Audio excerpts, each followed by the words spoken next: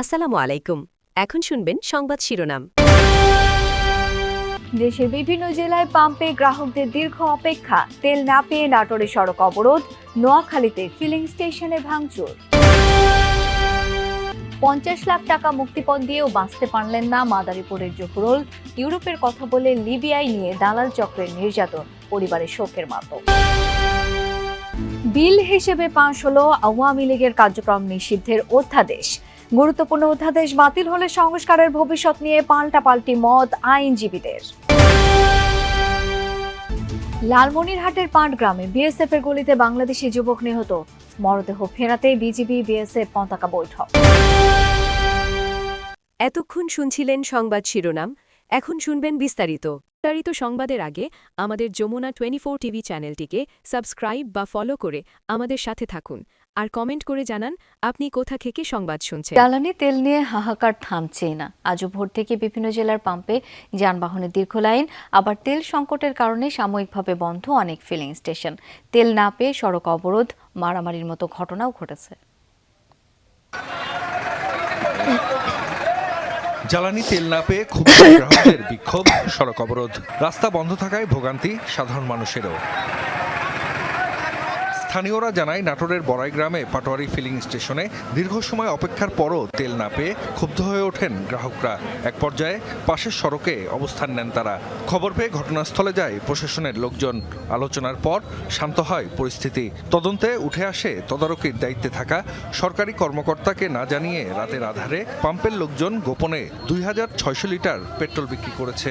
পরে পাম্প কর্তৃপক্ষকে 50,000 টাকা জরিমানা করে ভ্রাম্যমাণ আদালত।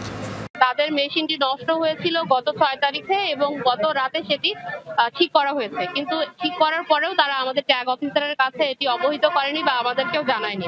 না জানিয়ে তাদের যে তেলের মজুদ ছিল প্রায় 3700 লিটার, সেটি তারা গত রাতে তার মধ্যে থেকে প্রায় 2600 লিটার তেল বিক্রি করেছে, সেটা উপজেলা প্রশাসন এবং ট্যাগ অফিসার কাউকে না জানিয়ে। তেল নেয়ার জন্য সিরিয়ালকে কেন্দ্র করে উত্তেজনা ছড়ায় নাটোর শহরের একটি পাম্পে। মারামারিতে আহত হন 2 জন। এ ঘটনায় জিজ্ঞাসাবাদের জন্য একজনকে থানায় নেওয়া হয়। নোয়াখালীর সুবর্ণচরে একটি ফিলিং স্টেশনে ভাঙচুরের ঘটনা ঘটেছে।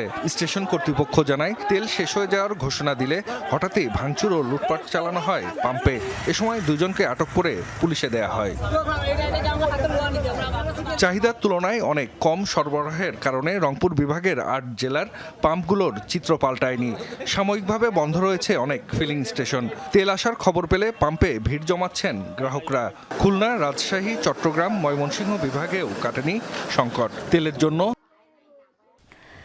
ভাগ্যের চাকা ঘোরাতে ইউরোপের উদ্দেশ্যে বাড়ি ছেড়েছিলেন মাদারীপুরের কৃষক জহুরুল, কিন্তু দালাল চক্রের প্রতারণার ফাঁদে পড়ে হয়েছেন নির্যাতনের শিকার। পরে লিবিয়াতে বন্দী অবস্থায় মৃত্যু হয় তার। সংবাদ পাওয়ার পর থেকে পরিবারে চলছে শোকের মাতম। এদিকে ঘটনার পর থেকে পরিবার নিয়ে লাপাত্তা দালাল চক্র। জহুরুলের মরদেহ দ্রুত দেশে ফিরিয়ে আনতে সংশ্লিষ্ট কর্তৃপক্ষের সহযোগিতা চেয়েছেন স্বজনরা।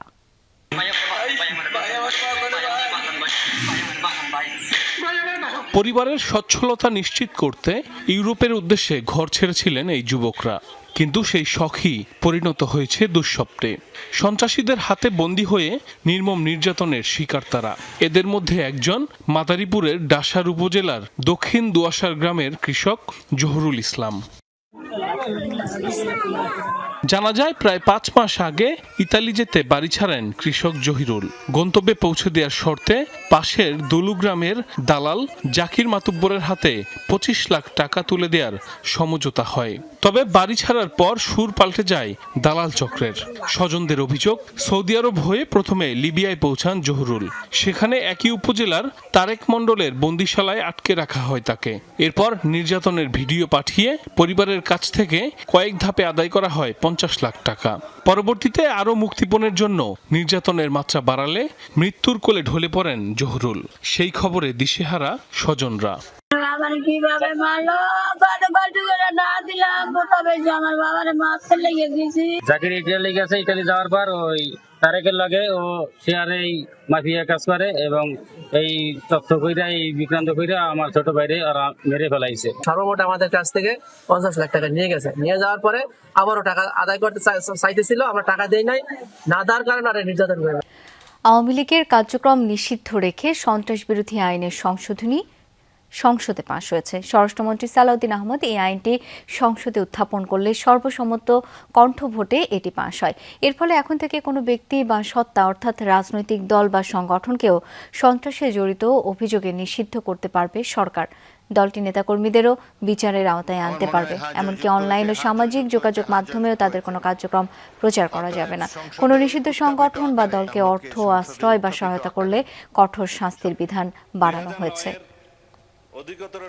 অতএব সংসদে উত্থাপিত আকারে গুরুত্বপূর্ণ অধ্যাদেশ বাতিলে রাষ্ট্র কাঠামো সংস্কারের দাবি ভুলুণ্ঠিত হওয়ার শঙ্কা করছেন কেউ কেউ। বিশেষত বিচার বিভাগ স্বাধীনভাবে কাজ করতে পারবে কিনা তা নিয়ে সন্দিহান সংস্কার কমিশনের সদস্যরা। তাদের মতে অনিশ্চয়তায় পড়বে মানবাধিকার ও গুম সংক্রান্ত অভিযোগ নিষ্পত্তির ভবিষ্যৎ। তবে বিপরীত মত সরকারপন্থী আইনজীবীদের। তাদের দৃষ্টিতে ত্রুটিপূর্ণ অধ্যাদেশ বাতিল সংস্কারে প্রভাব ফেলবে না। বিচার বিভাগের স্বাধীনতা বিচারকদের মানসিকতার উপর নির্ভর করে বলেও মনে করেন তারা।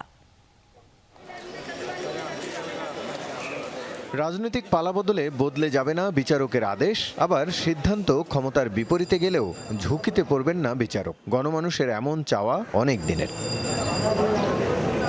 বিচার বিভাগের স্বাধীনতার লক্ষ্যে পৃথক সচিবালয় ও নিয়োগের লালমনিরহাটের পাটগ্রাম সীমান্তে বিএসএফের গুলিতে এক বাংলাদেশি নিহত হয়েছেন। আহত হয়েছেন 2 জন। মঙ্গলবার রাতে উপজেলার ধবলগুড়ি সীমান্তে এই ঘটনা ঘটে। স্থানীয়রা জানান, গতরাতে কয়েকজন সীমান্ত এলাকায় যায়।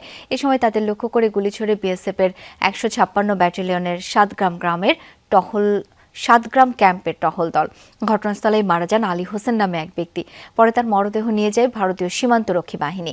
আলী হোসেনের বাড়ি পূর্ব পানিয়াটারি গ্রামে। এই ঘটনায় আহত হন 2 জন। বর্ডার গার্ড বাংলাদেশ 61 বিজিবির অধিনায়ক লেফটেন্যান্ট কর্নেল সৈয়দ ফজলে মুনিম জানান, দুপুরে বিএসএফ এর সাথে ব্যাটালিয়ন কমান্ডার পর্যায়ে পতাকা বৈঠক হয়েছে।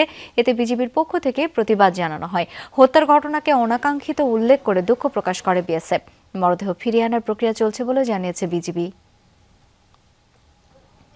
আজকে কিছুক্ষণ আগে তাদের পতাকা বৈঠক শেষ হলে এই পতাকা বৈঠকে কিন্তু ব্যাটালিয়ন কমান্ডার পর্যায়ে পতাকা বৈঠক হয়েছে। সেখানে আর বিএসএফ বিজিবি কড়া প্রতিবাদ জানিয়েছেন এই হত্যার প্রতিবাদ জানিয়েছেন। জানানোর পরে বিএসএফ দুঃখ প্রকাশ করেছেন এবং বলেছেন যে লাশ ফেরত দেওয়া হবে, লাশ ফেরতের প্রক্রিয়া চলছে। তার আগে একটু আপনাকে জানিয়ে রাখি যে আসলে 7-8 জন, এই আলী হোসেন সহ 7-8 জন সীমান্তে গেলে সেখানে কিন্তু আর বিএসএফ সদস্যরা তাদের লক্ষ্য করে গুলি ছোড়ে। আর সেখানেই কিন্তু আলী হোসেন আহত হয়ে পড়ে যান। তাকে সেখান থেকে বিএসএফ সদস্য